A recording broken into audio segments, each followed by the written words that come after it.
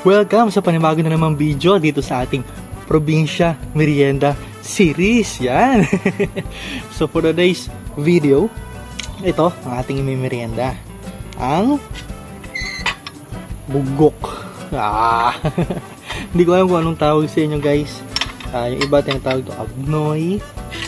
Pero itlog siya na hindi ko alam kung pabulok na. Pero mabaho. Pero mabango. Yung amoy niya kasi, yung iba hindi nila gusto to, yung amoy na to. Yung iba naman, gustong gusto yung amoy na to. Oh! ganon yung pagkagusto nila sa... Ganon yung pagkagusto nila dito sa amoy ng bugok. Dito sa Laguna, tawag nila is bugok. Sa ibang lugar, abnoy, ganon. So, nakita niya naman, binili natin ito sa palengke kanina na doon sa... malapit dun sa may mga mall doon. Sa mga shopping mall. Talap. Ito talaga. Malinis yung bugok nila guys. Tapos, meron pang itlog na maalat. Yung bugok. Itlog na, may itlog pa. So, double. Tapos guys, meron tong asin. Yung asin, hinalo ko na dito sa suka bago natin kainin. Ewan ko, mas trip ko yung ganun eh. Yung hindi binubudbud yung asin sa bugok.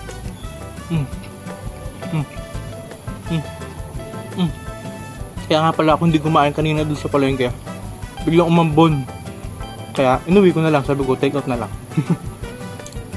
Shout out nga po pala kay ate na laging nagtitinda doon sa malapit sa hagdan ng palengke ng Santa Cruz, Laguna. Shout out sa inyo. Lagi ako may tawa doon.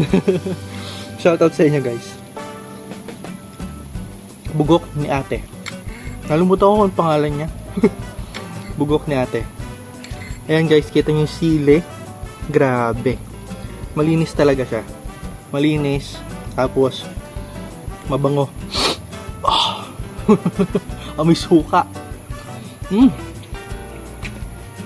Pinalo talaga guys. Guys, meron nga pala akong i-introduce sa inyo.